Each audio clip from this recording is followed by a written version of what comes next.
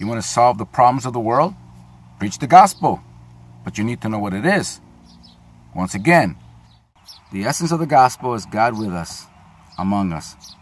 The essential message is to love each other as Jesus loved us. Christ here. In your love for each other. In your love for one another. It's love and service to one another. What should I do? Tell them that my love's real, and that if they open their hearts to it, I will fill that emptiness and they will be able to love one another. That's the message. It hasn't changed. Tell them, Peter. Tell them. And I can show you many instances where it's talking about love each other as I have loved you. And the fulfillment of that is to initiate the year of Jubilee, like Zacchaeus the tax collector. And Jesus says, today this man has salvation because he did it. If they had done that and didn't turn their backs on God's sacred command, 2 Peter, they didn't turn their backs on the sacred command, we wouldn't have hell on earth like we have now. And they turned their backs on Jesus' interpretation of the Old Testament's year of the Lord's favor, which I call Jesus' year of Jubilee. And the fulfillment is Jesus' year of Jubilee, not the Jewish year of Jubilee. Jesus' year of Jubilee never ends. That is to delete all debts and start new. Credit cards, car debts, house, lower the price of milk, lower the price of gas, lower the price of rent. That's the year of Jubilee. That's what Jesus was initiating when he stood up in St. Luke. Now let me pause for a moment. For an elaborate discourse on Jesus' year of Jubilee, please watch our video entitled Jesus' Year of Jubilee and his G1C are the solution to debts. Presently, it's at the bottom of our website at greatestoncommand.com. Now back to our video. So we have to carry each other's burden and get involved in each other's business in a way. And some don't like that, but not your particulars though. But we should look out for the well-being of each other. See who has food. If there are any social problems. First generation had heaven on earth, but they lost it because they turned their backs on the sacred command. A Pharisee came to Jesus, or a teacher of the law came to Jesus and says, Lord, which is the greatest one command in the Old Testament? And Jesus said, okay, love God with all your heart, mind, soul, and strength. And that would have been the end of it. But Jesus went on to say, but wait a minute. Because he was going to walk away, the Pharisee. He said, wait a minute, hold it right there. He says, there's another one like it. Love your neighbor as thyself. Teacher of the law started saying, okay, yeah, I agree with that. And Jesus said, you know what? I'm not going to discourage you. You're not far from the kingdom of heaven. You're not there yet. You haven't made it. You don't know it. But you're not far. On the other hand, Zacchaeus the tax collector, who climbed a sycamore tree, came down and said to Jesus, I give half of my possessions to the poor. And if I had cheated anybody, I give 4 times as much. That was the year of Jubilee. Okay, and he initiated. Zacchaeus was jubileeing. He got it. You know, Jesus started his ministry with this. Let me read from Luke chapter 4, verse 19, 18:2. The Spirit of the Lord is on me, because he has anointed me to preach good news to the poor. He has sent me to proclaim freedom for the prisoners and recovery of sight for the blind, to release the oppressed, to proclaim the year of the Lord's favor. That is the year of Jubilee. This is what Jesus meant when he said he came to fulfill the Old Testament prophets' prophecies. That's one of his great missions, and that is the essence or the fulfillment of the good news. But also at the same time, he knew what it was to love people as Jesus loved people. And what did Jesus say? Today you have salvation. He didn't say, you're not far, you're not there. No, Jesus said, you're the I am. You know, I'm going to hang out with you. I'm going to come to your house and celebrate because you are doing what I came to preach. Today, salvation has come to you and your household because you are announcing, initiating the year of Jubilee, And you know what it is to love each other as I have loved you, as the greatest one command. You know, it's let me show you something. First there was love God, the vertical, Deuteronomy 6:5, with all your heart, mind, soul, and strength. And the second one is love your neighbor as thyself.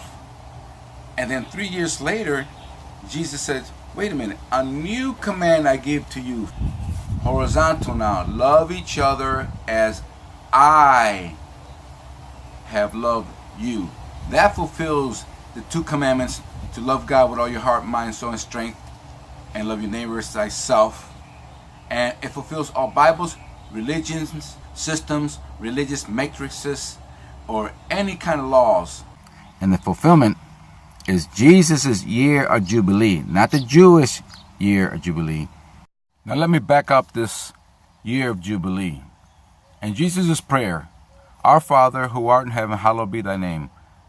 Thy kingdom come, thy will be done on earth as it is in heaven. Forgive us our debtors. It's not just talking about sin. Debts.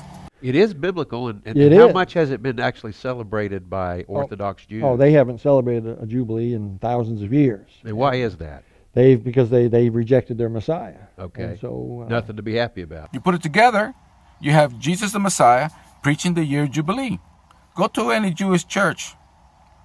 They'll tell you, oh, that's when the Messiah comes. Well, isn't Jesus the Messiah? And I got to tell Christians, don't you know about the year of Jubilee? Oh, we don't want to follow that Old Testament stuff.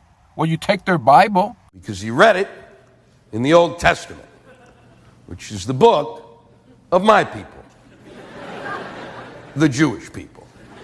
And yet every Sunday, I turn on the television set, and there's a priest or a pastor reading from my book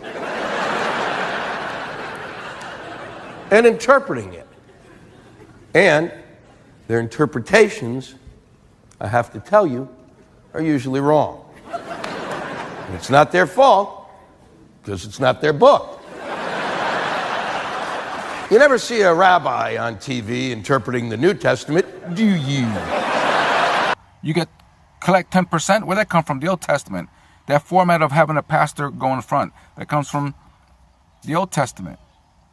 The rituals. Instead of Saturday Sabbath, you have Sunday Sabbath. You have a man in front of you. That whole format is a denial of the gospel. Every 49 years was the Super Shemitah that we call the Jubilee. All credit is wiped away, all debt is wiped away, the financial accounts of the nation are wiped clean. A Jubilee shall that 50th year be unto you. 7 of those, as you just read, 7 times 7, 7 cycles of sabbatical years, 49 years, is another sabbatical year, but it's also a Jubilee. It is that, yes, the slaves are set free, the debt's forgiven, but on the Jubilee. Now, I want to make something clear. I'm not saying what these gentlemen are saying in the video. I'm saying that Jesus' year of Jubilee is unending. When he announced it, it was never going to end. He went through his whole ministry pushing this, acting it as if it was already the Jubilee. And they did it for 3 years because the Jewish Jubilee says 49 years, the 50th year is the Jubilee. And the next year, you start another 7 times 7 to come to 49. And 50 years later is another Jubilee. Jesus wasn't doing that. What I'm getting at is that the year of Jubilee has no statute of limitations. We are in violation and in breach of it. And when Jesus comes, if he doesn't see the year of Jubilee still in place, judgment begins in the house of God with the pastor, priests, and imams first in line. He's going to ask, why isn't the year of Jubilee still in place? He didn't take it with him. He didn't take heaven with him. So in answer to Luke chapter 18, verse 8, I say with optimism, yes, let's do it. Okay? And I'm going to initiate the year of Jubilee. Just like Jesus, the scroll was handed to me. Okay, the Bible in this particular case. The Spirit of the Lord is on me because he has anointed me to preach good news to the poor.